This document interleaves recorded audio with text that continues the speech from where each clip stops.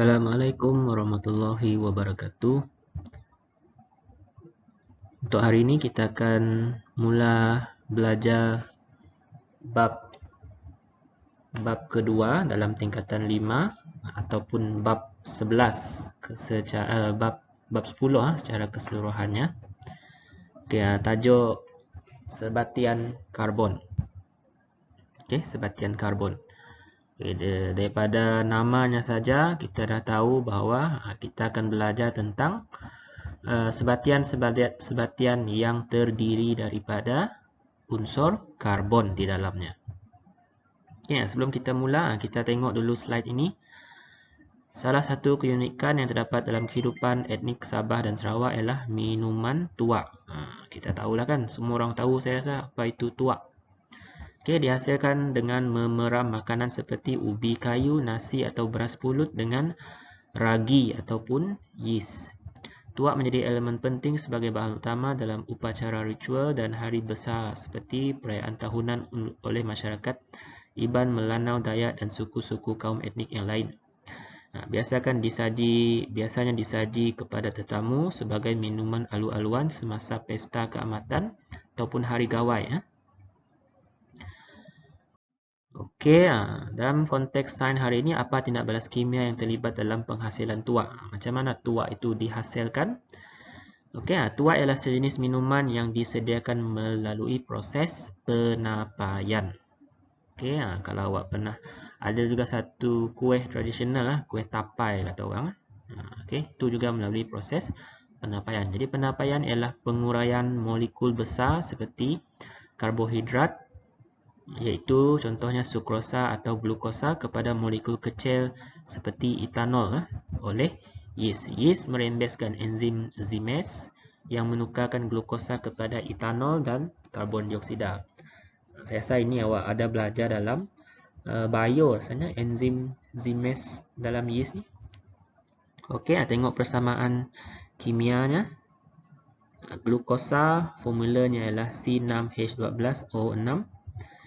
Apabila ditindakkan dengan enzim zimase yang dirembeskan oleh yeast, maka terhasillah etanol dan juga karbon dioksida, gas karbon dioksida. Jadi etanol yang terhasil melalui penapaian ini cuma sekitar 14 ke 15%. Apa maksudnya tu? Contohlah awak guna 100 gram glukosa, 100 gram glukosa. Jadi tak semua 100 gram glukosa itu akan bertukar menjadi etanol. Hanya 14 ke 15% saja. Maksudnya 14 ke 15 gram sahajalah gula yang bertukar menjadi etanol. Yang selebihnya apa terjadi? Untuk penapaian ni dia ada had dia lah. Bila sampai satu tahap itu dia tidak dapat memproses lagi menghasilkan etanol. Jadi sebagai peringatan, tuak dapat membawa kesan yang mudarat seperti mabuk, hayal, muntah sekiranya diminum. Sebab tuak ni adalah sejenis alkohol. Jadi tajuk kita bab 10 sebatian karbon. Yang pertama kita akan belajar ialah jenis-jenis sebatian karbon. Kita tengok maksud sebatian karbon. Sebatian karbon ialah sebatian yang mengandungi karbon sebagai unsur juzuknya. Sebatian karbon ialah sebatian yang mengandungi karbon sebagai juzuknya. Sebagai contoh tadi glukosa. Kalau lihat formula glukosa tadi C6, karbonnya ada 6, H12O6. Jadi dalam glukosa itu ada unsur karbon. Sebatian karbon dapat dibahagikan kepada dua jenis, iaitu sebatian organik dan sebatian tak organik. Sebatian organik dan sebatian tak organik. Jadi kalau awak belajar di peringkat yang lebih tinggi, awak akan belajar lebih mendalam lah tentang sebatian organik dengan tak organik ni. Okay, macam saya dulu, sebatian organik saja dia ada tiga semester awak kena belajarnya. Sebatian tak organik ada 2 semester kita kena belajar. Okay. Tengok sedikit info di dalam kotak. Ahli kimia terdahulu merujuk sebatian karbon organik sebagai sebatian yang berasal daripada haiwan atau tumbuhan, iaitu benda hidup. Okay. Contohnya yang dikatakan sebatian organik ialah petroleum, karbohidrat, protein, lemak dan urea. Ini ahli kimia yang dulu-dululah. Okay. Tapi sekarang ini sebatian organik juga termasuk sebatian yang disintesis daripada bahan semula jadi di magma. Bahan yang dihasilkan di magma, tetapi dia berasal dari bahan semula jadi. Okay. Contohnya plastik. Plastik ini disebabkan bahan asasnya ialah petroleum. Petroleum ni dia sebatian organik. Maka hasil dia disintesis iaitu plastik ni juga dikategorikan sebagai sebatian organik. Begitu juga minyak wangi, bahan pencuci dan ubat-ubatan. Sebab sumber dia tadi nak menghasilkan dia adalah daripada bahan semula jadi iaitu sebatian organik. Okey, tahukah anda kehidupan seharian organik mempunyai maksud berbeza. Makanan organik ditanam tanpa menggunakan racun perosak, baja sintetik dan diubah suai secara genetik. Tidak diubah suai tanpa diubah suai secara genetik. Daging, ayam, telur, produk tenusuk organik dihasilkan daripada haiwan yang tidak diberi antibiotik atau hormon pertumbuhan. Selalu kita dengar ayam organik. Ayam organik tu maksudnya dia tidak ada diberi suntikan lah. Tak ada suntikan, tak ada hormon pertumbuhan, tak diberi antibiotik. Cuma makanan yang biasa je lah, tak ada suntikan apa-apa. Okey.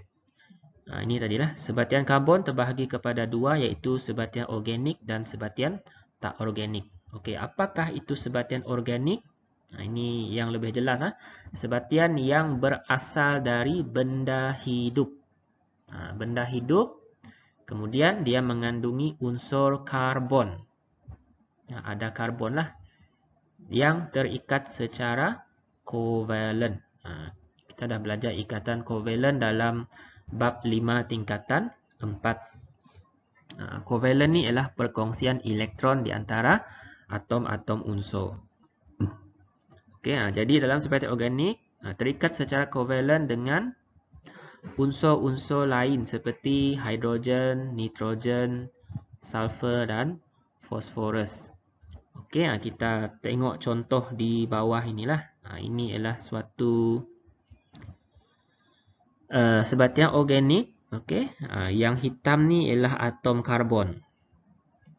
Okey, dia ada diikat secara kovalen. Sama ada dia kovalen tunggal ataupun ganda 2 ataupun ganda 3. Dia dimasukkan dalam sebatian organik.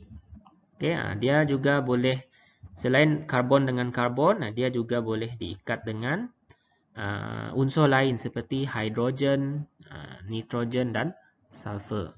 Okey, sebatian tak organik dia berasal daripada benda bukan hidup. Benda bukan hidup. Seperti oksida karbon, sebatian karbonat dan sebatian sianida. Okey, sebatian karbonat ni contohnya ialah yang kita belajar bab garam, iaitu contohnya plumbum 2 karbonat, zinc karbonat. Itu semua bukan organik, walaupun dia ada karbon dalam itu. Sebab apa tadi? Sebatian organik dia mesti terikat secara kovalen. Kalau plumbum 2 karbonat, Pb, CO3. Ini ialah ion. Ion plumbum 2 positif dengan karbonat. Ion karbonat 2 negatif. Walaupun karbonat ni ada karbon, tapi dia wujudnya ialah ion, iaitu ikatan ion. Okey, sebatian organik ni pula, tadi organik yang mempunyai unsur karbon dah diikat secara kovalent. Okey. Organik boleh terbahagi kepada dua, iaitu hidrokarbon dan bukan hidrokarbon. Okey. Apa itu hidrokarbon? Sebatian organik yang mengandungi hidrogen dan karbon sahaja. Okey, sebab itu namanya hidrokarbon. Dia cuma ada hidrogen dan karbon sahaja. Okey, jadi karbon dan hidrogen ini dia diikat oleh ikatan kovalent. Okey. Kalau bukan hidrokarbon, sebatian organik yang mengandungi karbon dan hidrogen serta unsur lain seperti oksigen, nitrogen, fosforus atau halogen. Dia masih ada karbon dan hidrogen, tapi dia juga membentuk ikatan dengan contohnya oksigen, nitrogen, fosforus dan halogen. Gitu. Kalau selain daripada hidrogen dengan karbon, dia dikategorikan sebagai bukan hidrokarbon. Okey, contoh dalam jadual tu adalah contoh sebatian organik, protein. Komposisi protein ni ialah karbon, hidrogen, nitrogen dan oksigen. Kalau dia ada selain daripada karbon dengan hidrogen, dia adalah bukan hidrokarbon sebab dia ada nitrogen dengan oksigen. Petrol dia cuma mengandungi karbon dan hidrogen, maka jenisnya ialah hidrokarbon. Dan seterusnya, awak boleh rujuk pada jadual yang telah diberi. Dalam modul tu ada akses. Okey, hidrokarbon pula dia boleh dikategorikan sebagai hidrokarbon tepu dan hidrokarbon tak tepu. Okey, hidrokarbon tepu dan hidrokarbon tak tepu. Okey, apa itu hidrokarbon tepu? Hidrokarbon yang mempunyai hanya ikatan tunggal antara atom karbon. Ikatan kovalent tunggal. Okey, tengok contoh di bawah lah, senang. Okey, ini contoh hidrokarbon tepu. Okey, hidrokarbon ini ada 3 atom karbon. 1, 2, 3. Karbon dengan karbon ini dia diikat oleh ikatan tunggal. Garisan satu garis saja tu maksudnya ikatan tunggal antara atom karbon. Okey. Dengan hidrogen dia memang terikat dengan ikatan tunggal lah. Okey. Kalau hidrokarbon tak tepu, hidrokarbon yang mempunyai sekurang-kurangnya satu ikatan ganda 2 atau ikatan ganda 3 antara atom karbon. Kita pernah belajar juga ikatan ganda 2, ikatan kovalent ganda 2 dan ikatan kovalent ganda 3 dalam bab 5 tingkatan 4. Okey, contohlah tengok ni. C ada 3. Okey, atom karbon ada 3. Tapi ada satu ikatan ganda 2 yang mengikat 2 atom karbon yang seperti yang awak dapat lihat. Okey, itu ikatan ganda 2. Jadi ini bukan hidrokarbon tepu.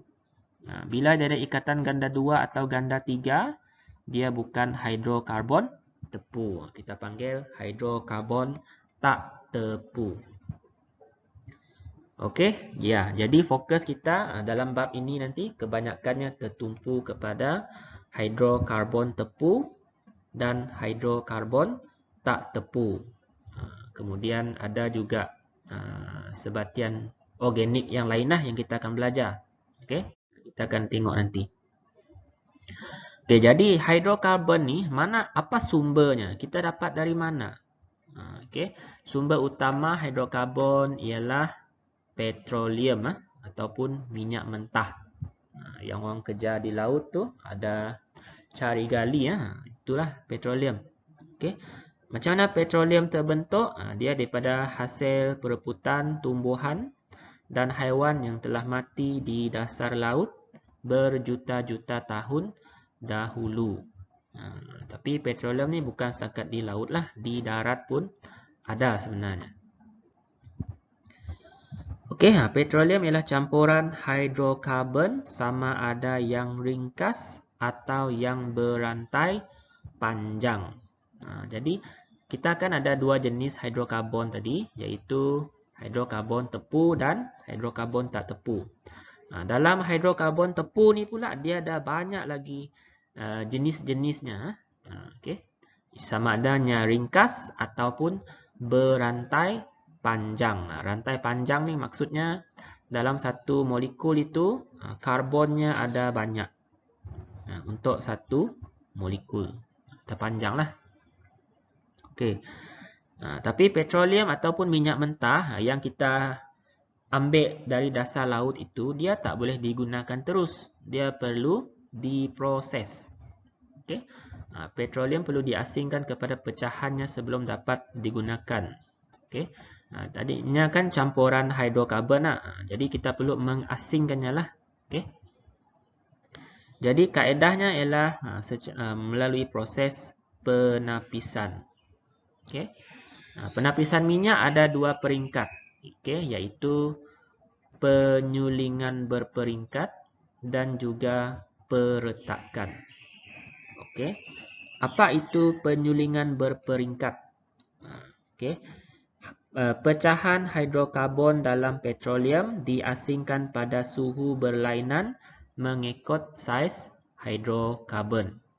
Okey, kita ingat balik petroleum ni tadi dia campuran pelbagai jenis hidrokarbon.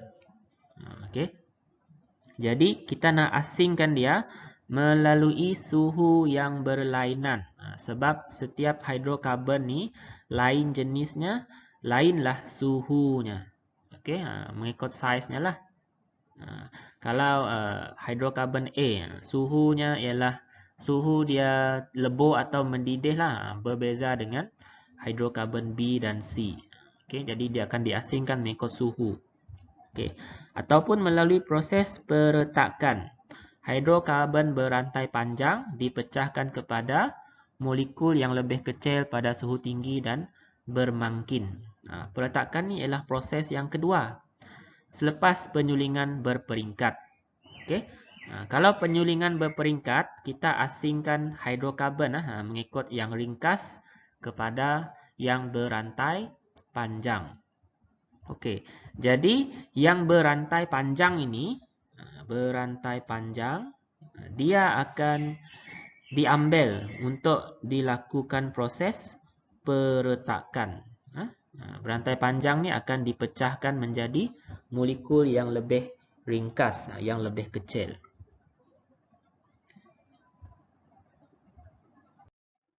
Okey, ini ialah gambar rajah bagi penyulingan berperingkat. Okey. Jadi petroleum awak di bawah ini dia dialirkan ke dalam kebok pemanasan lah. Dalam ni, okey, jadi dalam ni dia akan dipanaskan. Okey, sehingga mencapai takat lebur, takat didih tertentu. Okey. Jadi kan dia terdiri daripada campuran pelbagai hidrokarbon kan, iaitu yang paling ringkas hingga ke paling panjang. Okey. Jadi kalau hidrokarbon itu molekulnya besar, okey, takat didihnya tinggi. Okey. Bila takat didihnya tinggi, yang di bawah inilah suhu di bawah ini tinggi. Okey. Jadi pecahan molekul yang besar tu dia akan dikumpulkan di bahagian bawah. Dan seterusnya sampai atas. Bila makin atas, molekul yang dikumpulkan itu menjadi semakin kecil. Molekul yang kecil ni takat didihnya lebih rendah. Okey. Contohnya petrol ni dia dikumpulkan pada suhu 40 darjah Celsius sehingga 45 darjah Celsius. Kalau diesel Dia dikumpulkan antara suhu 125 darjah Celsius sehingga 300 darjah Celsius. Kalau gas petroleum untuk memasak tu, dia dikumpulkan pada suhu kurang daripada 40 darjah Celsius. Okey. Nah, jadi daripada situlah petroleum kita tadi yang satu warna saja tu warna hitam, dia akan disuling mengikut suhu hidrokarbon yang terdapat di dalamnya. Okey, ini juga kegunaan petrol untuk menggerakkan kenderaan kita, gas petroleum untuk memasak, nafta sebagai bahan mentah industri petrokimia, kerosin untuk bahan api kapal terbang, minyak diesel untuk kenderaan berat seperti bas dan lori, minyak pelincir untuk minyak pelincir lah dalam enjin kita. Minyak bahan api ni untuk kegunaan kapal dan stesen jana kuasa. Bitumen ni ialah dia orang panggil tahi minyak lah. Dia digunakan untuk menurap jalan raya. Okay. Itu tadi penyulingan. Kalau peretakan ni pula proses hidrokarbon rantai panjang dipecahkan kepada hidrokarbon yang lebih kecil. Dalam proses peretakan, pecahan hidrokarbon molekul besar dipanaskan pada suhu dan tekanan tinggi. Mangkin yang digunakan ialah aluminium oksida dan silikon 4 oksida untuk meningkatkan kadar tindak balas. Awak dah belajar tentang kadar tindak balas. Apa fungsi mangkin untuk meningkatkan kadar tindak balas? Okey, proses peretakan menghasilkan yang pertama hidrokarbon yang lebih kecil seperti petrol yang digunakan sebagai bahan api.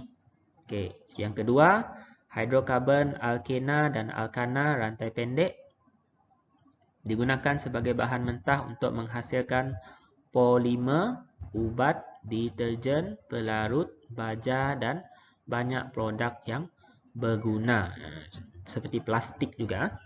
Okey. Ini contohlah. Contoh satu. Kita lihat. Awak bayangkan ini sebagai hidrokarbon yang berantai panjang. Dia dalam bentuk molekul lah. Okay, yang bulat-bulat awak nampak ni anggap dia sebagai atom karbon. Okey, ada berapa ni? Lebih daripada 10. Mungkin hampir 20 lah. Okey. Bila berlaku proses peretakan, dia akan dipecahkan kepada rantai yang lebih pendek.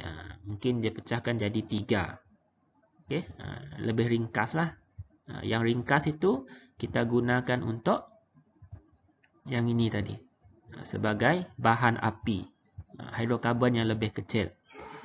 Yang lebih besar tu untuk kegunaan lain lah. Mungkin dia dipecahkan sekali lagi menjadi lebih kecil. Macam tu.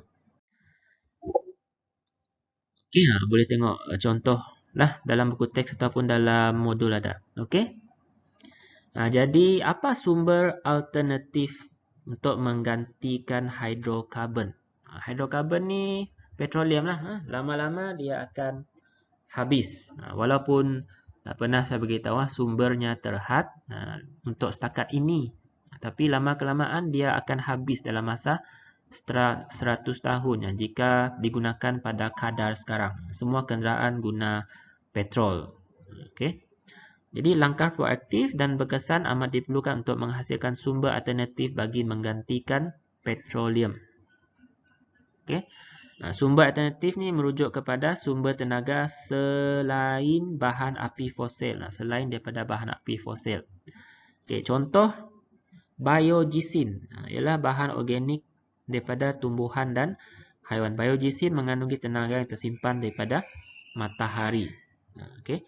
Biogesin ni dia daripada haiwan dengan tumbuhan lah. Okay, contohnya biodiesel, biogas dan bioethanol. Okey. Biodiesel ni maksudnya kita menghasilkan diesel. Diesel tadi kita tengok peretakan tadi, diesel ni terhasil daripada petroleum. Tapi menggunakan biogesin, diesel juga boleh dihasilkan melalui produk sampingan daripada haiwan dan tumbuhan. Adalah proses dia. Begitu juga dengan biogas dan bioethanol. Okay. Sumber alternatif ini adalah sumber yang diperbaharui. Maksudnya dia bukanlah sumber yang bila kita guna akan habis. Biogesim ni kan sumber dia tadi tumbuhan dan haiwan. Selagi kita masih ada tumbuhan dan haiwan, selagi itulah kita masih boleh menggunakan biogesim. Ini contohlah dalam rajah 2.5. Okay, nanti kita ada satu projek untuk menghasilkan biodiesel. Okay, ada nanti projek. Itu projek teknologi hijau. Akan ada nantilah. Awak akan buat projek itu secara berkumpulan.